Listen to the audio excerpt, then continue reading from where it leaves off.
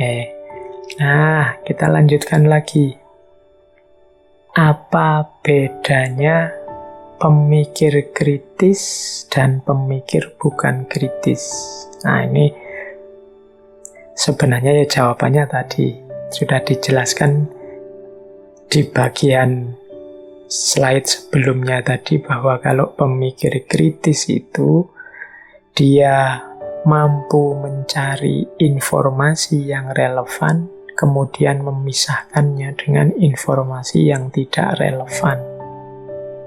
Yang kedua, dia mampu menggunakan informasi yang relevan tadi untuk menyelesaikan masalah, sehingga wawasan informasi yang relevan tadi tidak sekedar dihafalkan, diingat, tapi juga dijadikan jalan untuk problem solving. Itu kan tadi cirinya 2. Kalau yang tidak kritis berarti sebaliknya. Dia hanya pokoknya ada fakta, ada informasi, dikumpulkan semua. Semuanya dianggap sama pentingnya. Nah, ini namanya tidak kritis. Kalau teman-teman nanti mungkin nulis skripsi, tesis, atau disertasi, kemampuan mencari informasi yang relevan ini penting. Kalau kita tidak cerdas, tidak kritis mencari informasi, mungkin kita akan banyak keluar biaya, banyak keluar tenaga. Harusnya butuh data hanya 5, kita bisa mencari 10, 20. Karena kita tidak mampu menyeleksi sampai ketemu yang 5 tadi, akhirnya semua dikumpulkan saja. Nah, ini malah menyusahkan. Akhirnya kita keberatan dan nulisnya akhirnya lama, karena kita tidak pintar mencari dan memisah mana informasi yang relevan dan tidak relevan. Ini menunjukkan kita kurang kritis. Cirinya yang bukan kritis yang kedua adalah tidak melihat, menangkap, atau mampu mengolah masalah inti. Ya karena dia hanya menghafalkan fakta, menghafalkan informasi, akhirnya tidak mampu mengelola persoalan, tidak mampu menyelesaikan masalah. Bisanya kan cuma reseptif, menerima informasi, menerima wawasan dari yang lain.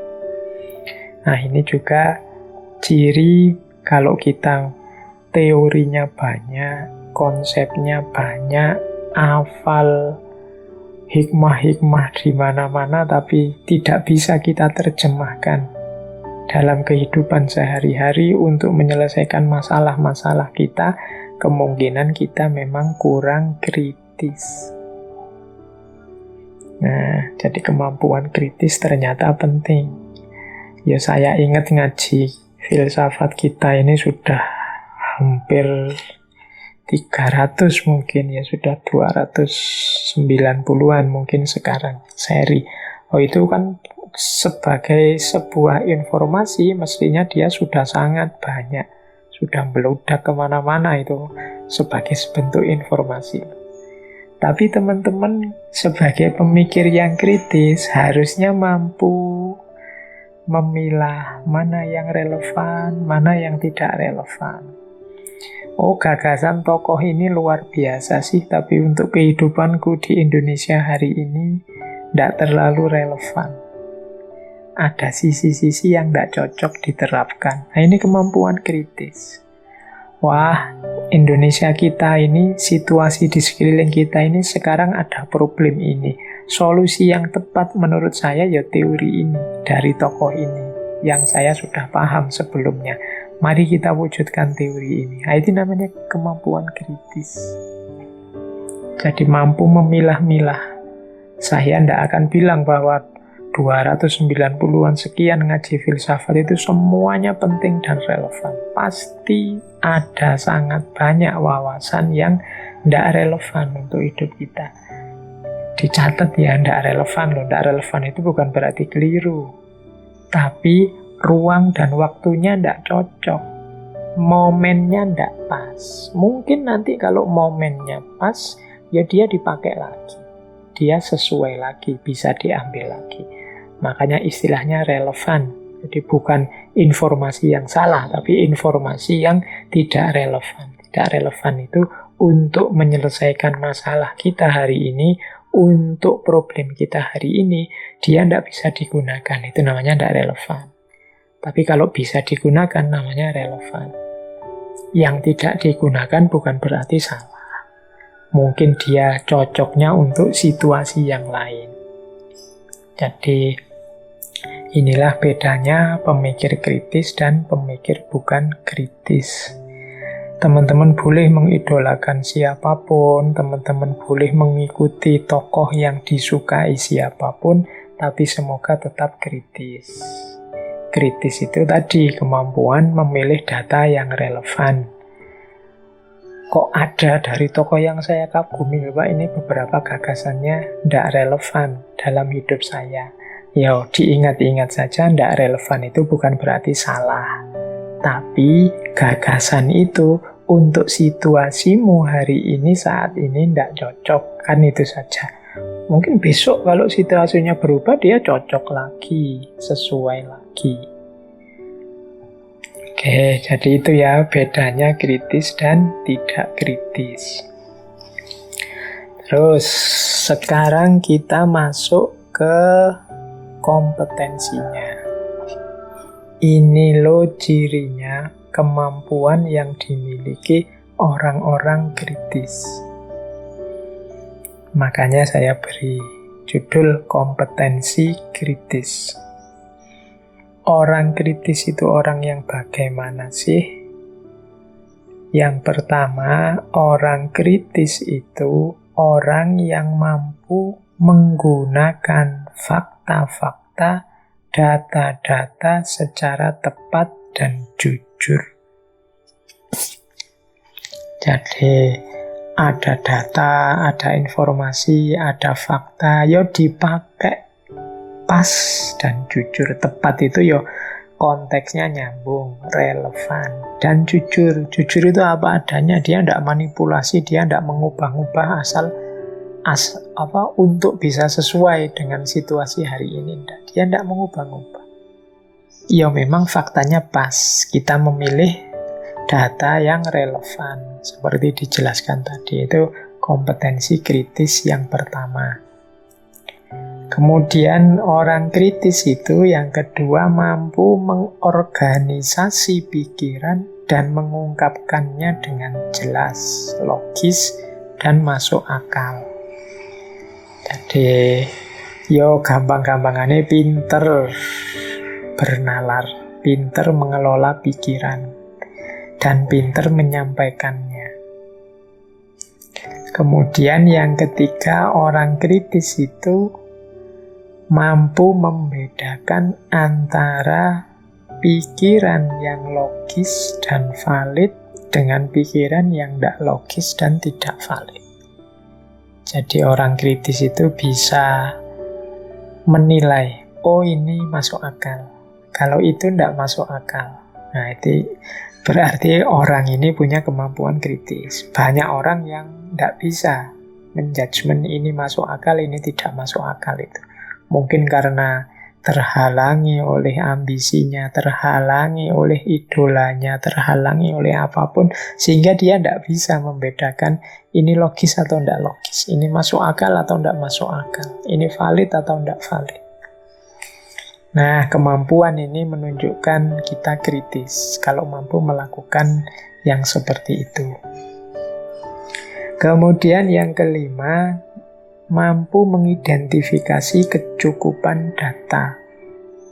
Ya kalau ini orang yang kritis itu bisa menentukan ini datanya sudah cukup apa belum. Alasan yang mau saya sampaikan ini sudah memadai apa belum. Nah ini kalau orang kritis mampu melakukan itu. Kalau kita kesulitan di sini ya berarti kita kurang kritis.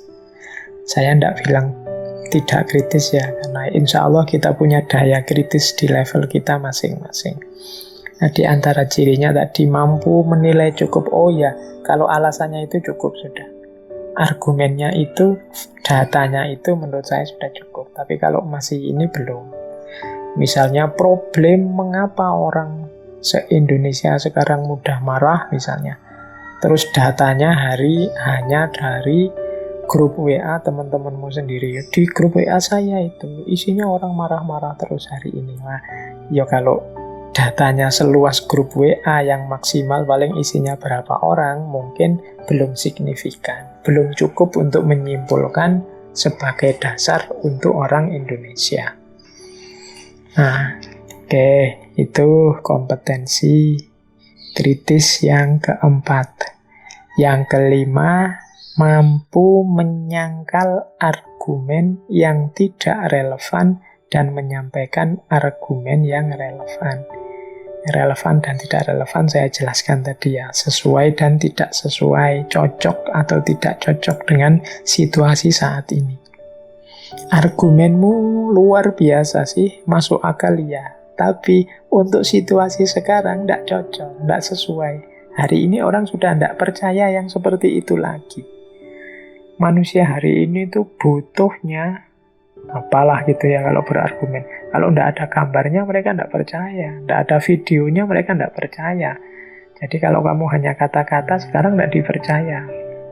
Atau begini, kalau hari ini itu engkau dianggap benar kalau followermu ya minimal 1000 lah, itu baru kamu dianggap punya power.